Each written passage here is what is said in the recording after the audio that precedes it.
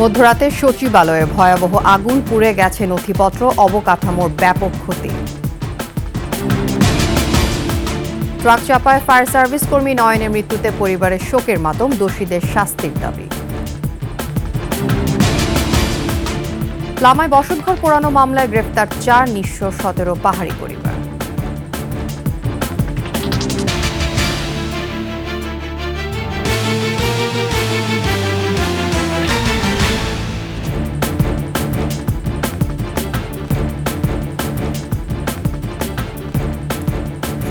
সংবাদ শিরোনাম। আমন্ত্রণ 21 দেশের সংবাদে আপনাদের সাথে থাকছে আমি তাসনিমা ফিফা।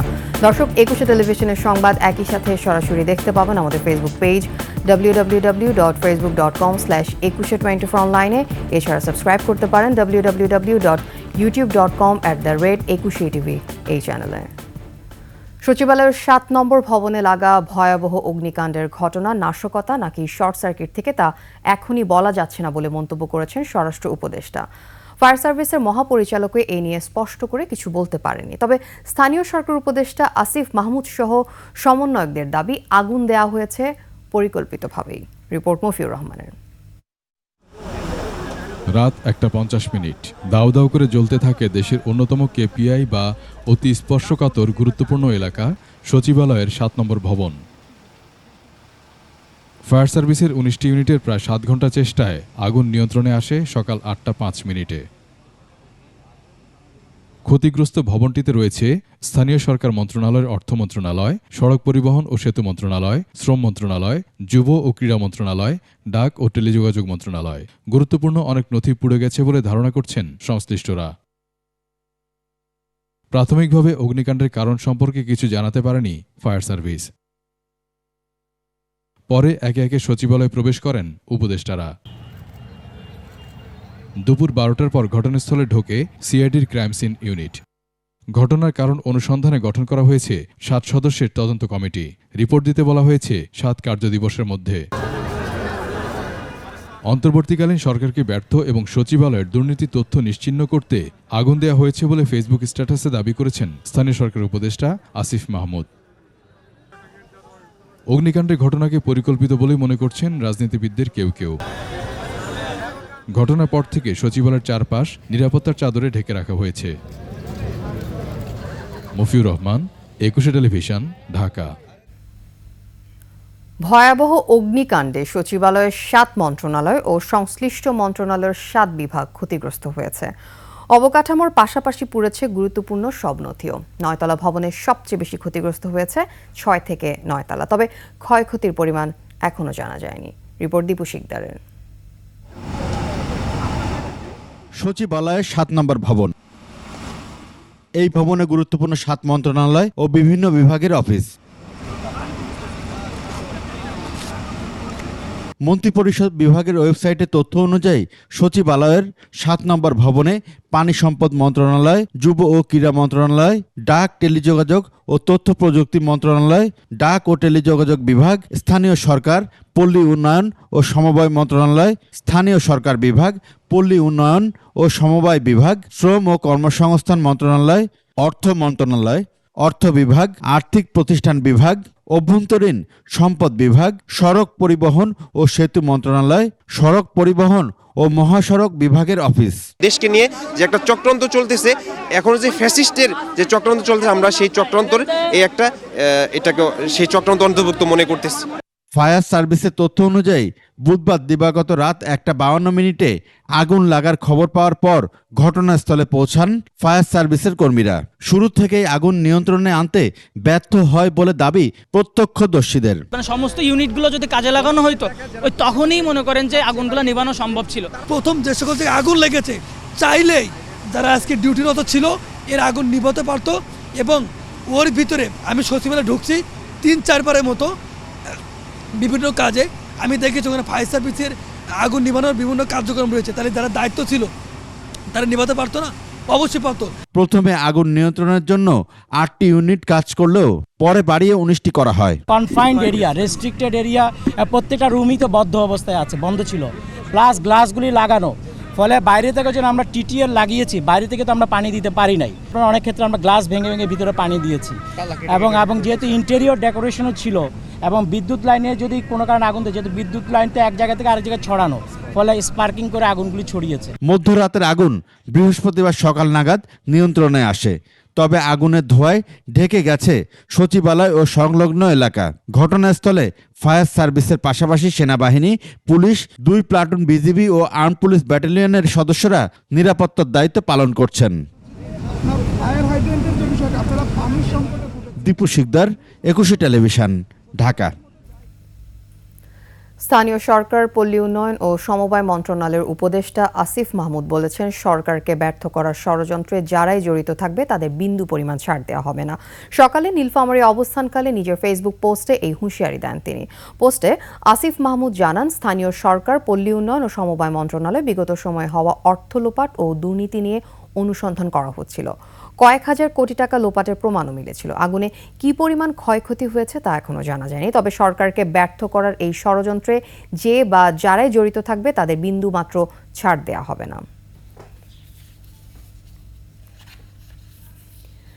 সচিবালয়ে আগুন নেভাতে গিয়ে ট্রাক চাপায় নিহত ফায়ার সার্ভিস কর্মী সুহানুর রহমান নয়নের গ্রামের বাড়িতে শোকের মাতম। কিছুতেই এই মৃত্যু মেনে নিতে পারছেন না স্বজনরা। ঢাকায় ফায়ার সার্ভিস ও সিভিল ডিফেন্সের সদর দফতরে জানাজা শেষে তার মৃতদেহ পাঠানো হয়েছে রংপুরের আটপানিয়া গ্রামে। সহকর্মীদের সহায়তায় ডেস্ক রিপোর্ট।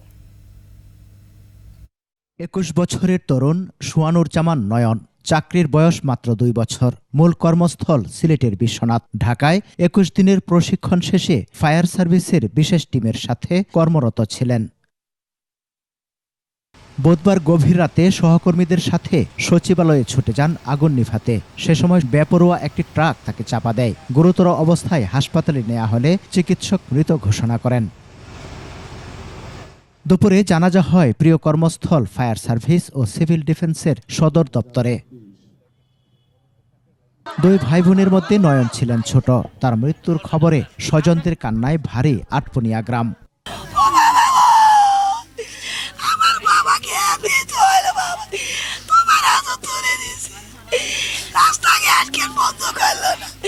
আমার তো একটাই ছেলে, একটাই উপার্জন করা ছেলে, সে তো চলে গেল, মারা গেল।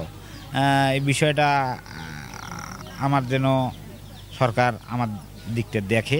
সচিবালয়ের মতো জায়গায় আগুন নেভানোর সময় পাশের সড়কে যান চলাচল কেন বন্ধ করা হয়নি, এমন প্রশ্ন স্বজন ও এলাকাবাসীর। ওখানে আগুন নিবেছে, কিন্তু আইনের লোকেরা কেন করে বাধা দেয়নি? ট্রাক কেন আসছে? ট্রাক কেন আমার ভাই চাপা মারি দিছে? আমরা যথেষ্ট বিশেষ চাই এটার। আমার পরিবারে মারা যাওয়ার কথা কেউ খাইতে পারতেছে না। যে কোনো দিন চাকরি হাতে আলি ছুটি পেলে আমাদের বাসায় গেছিল, ভালো মতো দুঃখের কথা সে খোঁজ খবর নিয়েছিল। ঘটনার সুষ্ঠু তদন্ত করে দোষীদের বিচার দাবি করেছেন তারা। সমর ইসলাম, ডেস্ক রিপোর্ট, 21 টেলিভিশন। এদিকে বান্দরবানের লামায় পাহাড়ি পল্লীতে আগুন দেওয়ার ঘটনায় 4 জনকে আটক করেছে পুলিশ। 25 ডিসেম্বর রাতে টঙ্গঝিরি পাড়ায় বড়দিন উপলক্ষে গির্জায় প্রার্থনা করতে গেলে দুর্বৃত্তরা এই আগুন দেয়। এতে ছাই হয়ে যায় পাহাড়িদের 17টি বসতঘর। আগুনের ঘটনায় নিন্দা জানিয়েছে প্রধান উপদেষ্টা। বান্দরবান প্রতিনিধি নজরুল ইসলাম টিটুর তথ্যচিত্রে ডেস্ক রিপোর্ট। বড়দিন উপলক্ষে রাতে টংঝিরিপাড়ায় গির্জায় প্রার্থনা করতে যায় লামা উপজেলার সরই ইউনিয়নের দুর্গম পাহাড়ি পূর্ব বেতছড়ার বাসিন্দারা। সে সময় তাদের বসতঘরে আগুন দেয় দুর্বৃত্তরা। 3 মাস আগে লামা ও পাশের আলীকদম উপজেলা থেকে 19টি ত্রিপুরা পরিবার এখানে বসতি স্থাপন করে। দুর্বৃত্তর দেয়া আগুনে সহায় সম্বল হারিয়ে তারা এখন নিঃস্ব। তারপর পড়ে গেছে, তারপরে দেখছি, তারপরে ধান চাউল এরকম, তারপরে মুরগি টুরগি সব হারিয়ে গেছে।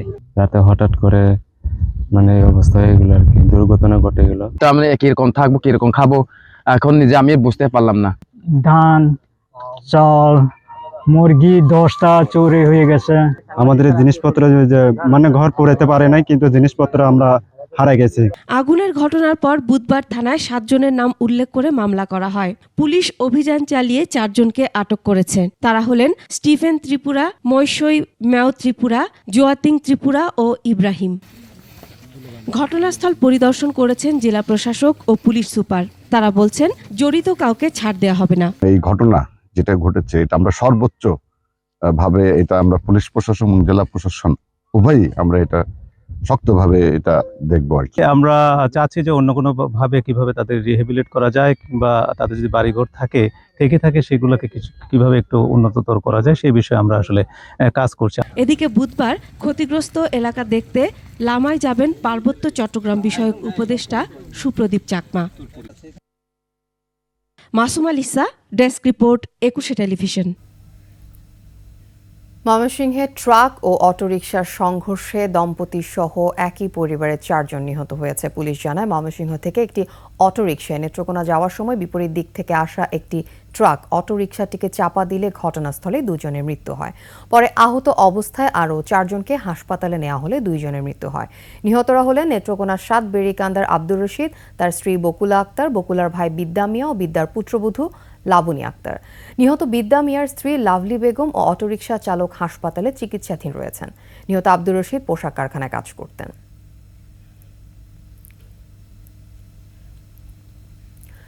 43 ঘণ্টা পর রাঙ্গামাটির কাপ্তাইয়ের কর্ণফুলী নদীতে নিখোঁজ 2 পর্যটকের লাশ উদ্ধার করেছে পুলিশ। স্থানীয়রা জানায় সকালে লাশ দেখে পুলিশে খবর দিলে তারা ঘটনাস্থলে গিয়ে মরদেহ উদ্ধার করে।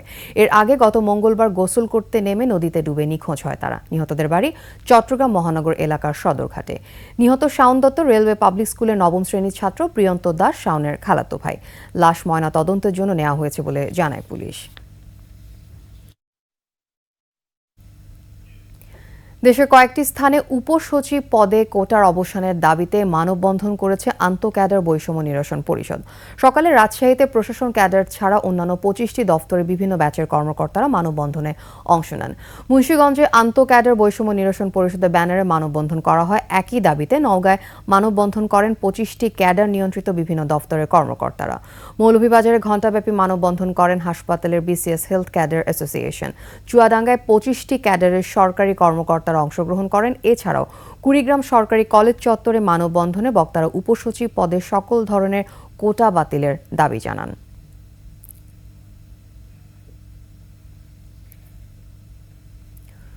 আড়াই ঘণ্টা পর বকেয়া বেতনের দাবিতে গাজীপুরের চন্দ্রায় হার্ডি কারখানার শ্রমিকরা চন্দ্রা নবীনগর মহাসড়কের অবরোধ তুলে নিয়েছে। এর আগে অবরোধ থাকায় দুর্ভোগে পড়ে পথচারী সহ যাত্রীরা। হার্ডি অ্যাসোসিয়েট কারখানাতে গত 2 মাসের বকেয়া বেতনের দাবিতে সকালে কারখানার গেটে এসে জড়ো হন শ্রমিকরা। মালিকপক্ষ আগে আশ্বাস দিলেও বেতন দিতে দেরি করে। পরে আজ সকাল 10টায় ফ্যাক্টরি বন্ধ থাকায় শ্রমিকরা বিক্ষোভ করে মহাসড়ক অবরোধ করে। Gazipur industrial police super Mohammad Mizanur Rahman জানান, আড়াই ঘণ্টা পর শ্রমিকদের সঙ্গে আলোচনার মাধ্যমে সমঝোতা করে পরিস্থিতি স্বাভাবিক করা হয়। তারেক রহমানের রাষ্ট্র কাঠামো মেরামতের 31 দফা বাস্তবায়নের লক্ষ্যে সমাবেশ করেছে ব্রাহ্মণবাড়িয়া জেলা বিএনপি। দুপুরে শহরে পৌর মুক্ত মঞ্চে জেলা বিএনপির সাবেক সভাপতি হাফিজুর রহমানের সভাপতিত্বে এ সমাবেশের আয়োজন করা হয়। এ সময় বক্তারা দলের ত্যাগী নেতাদের তালিকা করে একটি স্বচ্ছ ভোটার তালিকা প্রণয়নের আহ্বান জানান। সমাবেশে জেলার বিভিন্ন স্থান থেকে বিএনপি ও তার সহযোগী অঙ্গ সংগঠনের নেতাকর্মীরা অংশ নেন।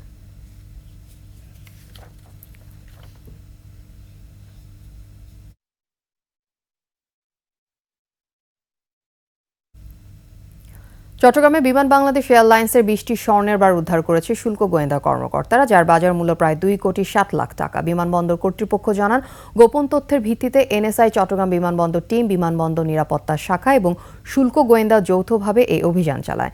দুবাই থেকে আসা বিমান বাংলাদেশ এয়ারলাইন্সের ফ্লাইটের ভেতর প্লাস্টিক টেপ দিয়ে এই স্বর্ণের বার লুকানো ছিল। উদ্ধার করা বারগুলো বিমানবন্দর শুল্ক গোয়েন্দার কাছে হস্তান্তর করা হয়। বিশেষ কায়দায় লুকিয়ে এসব স্বর্ণ আনা হয় বলে জানায় বিমানবন্দর কর্তৃপক্ষ। এই ঘটনায় পতেঙ্গা থানায় মামলা করা হয়েছে।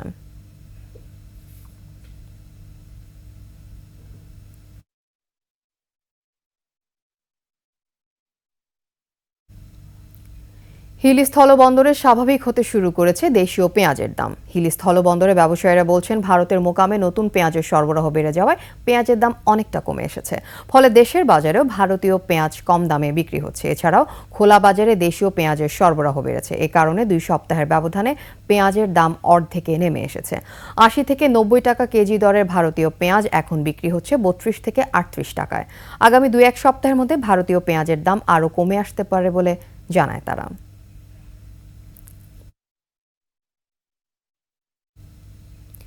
শীত বস্ত্র বিতরণ কর্মসূচি 2024 অনুষ্ঠান পালন করে বাংলাদেশের সেনাবাহিনী। সকালে নারায়ণগঞ্জের রূপগঞ্জের জলসিঁড়িতে সেনা কল্যাণ সমিতি এই কর্মসূচির আয়োজন করে। Sheikh Russel cantonment public school and কলেজে শীত বস্ত্র বিতরণ করেন সেনাপ্রধানের স্ত্রী, সেনা পরিবার কল্যাণ সমিতি এবং লেডিস ক্লাব ও চিলড্রেন ক্লাবের প্রধান পৃষ্ঠপোষক সারাহ নাজ কমলিকা। 2000 শীতার্তদের মাঝে শীত বস্ত্র বিতরণ করা হয় বলে তিনি জানান। এ সময় সেনাবাহিনীর ঊর্ধ্বতন কর্মকর্তারা উপস্থিত ছিলেন।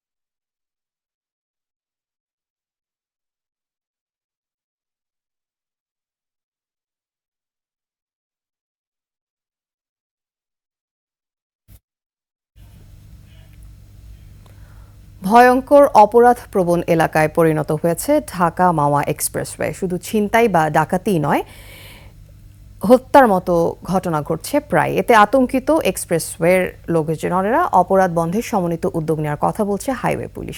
সাইফুর রহমানের তথ্যচিত্রে ইউসুফ হাসানের রিপোর্ট।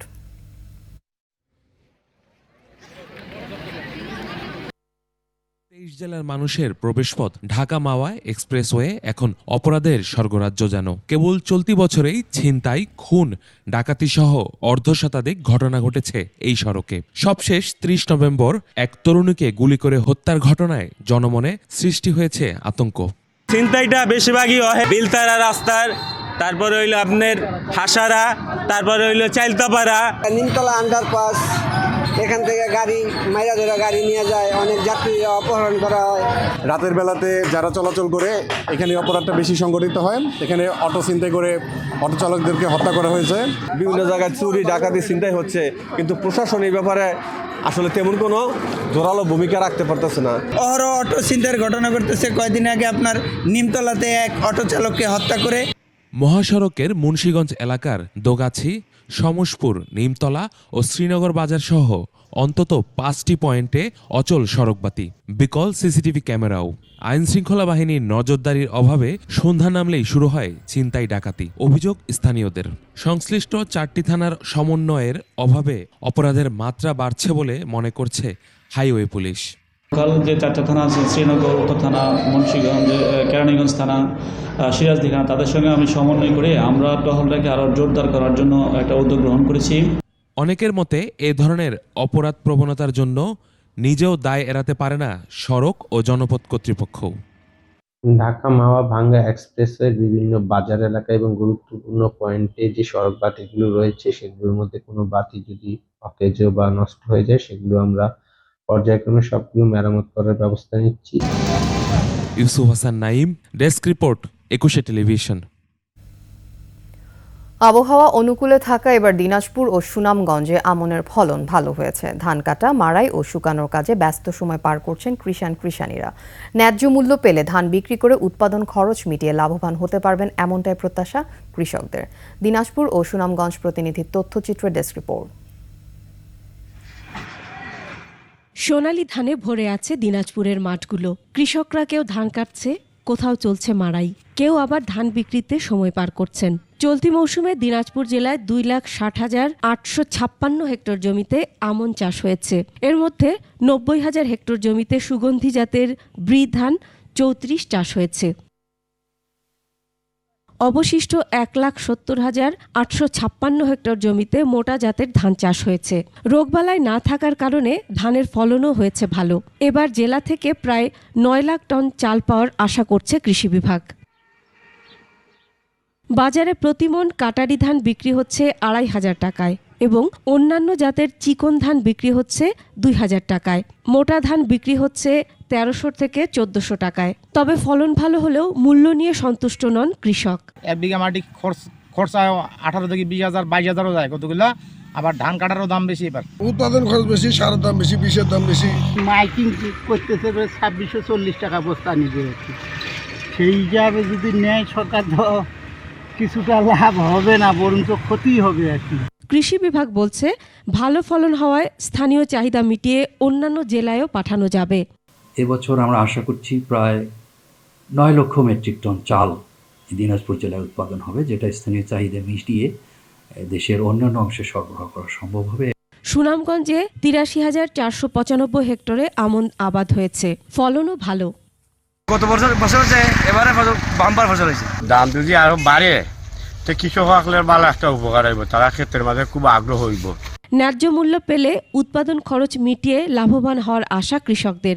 দাম যদি আর একটু বাড়ে তো আরো ভালো হইব কৃষকটা, আর কমলে তো মনে করো কৃষকের লস হইব। কৃষি বিভাগ বলছে এবছর আমন উৎপাদন লক্ষ্যমাত্রা ছাড়িয়ে যাবে। বাম্পার ফলন হয়েছে। আমাদের লক্ষ্যমাত্রা ছিল 2,14,960 মেট্রিক টন চাল। আমরা আশা করছি আমাদের লক্ষ্যমাত্রার চেয়ে 2,000 মেট্রিক টন চাল বেশি পাওয়া যাবে। ন্যায্য মূল্য পেলে চাষাবাদের মাধ্যমে জাতীয় অর্থনীতিতে গুরুত্বপূর্ণ ভূমিকা রাখার প্রত্যাশা হাওরপাড়ের কৃষক কৃষানীদের। Masum আলিসা, desk report, 21 television. আর এরই সাথে শেষ করছি 21 দেশের সংবাদ। যাবার আগে সংবাদ শিরোনামগুলো আরও একবার। মধ্যরাতে সচিবালয়ে ভয়াবহ আগুন, পুড়ে গেছে নথিপত্র, অবকাঠামোর ব্যাপক ক্ষতি। ট্রাক চাপায় ফায়ার সার্ভিস কর্মী নয়নের মৃত্যুতে পরিবারের শোকের মাতম, দোষীদের শাস্তির দাবি। লামায় বসতঘর পোড়ানো মামলায় গ্রেফতার 4 নিঃস্ব 17 পাহাড়ি পরিবার।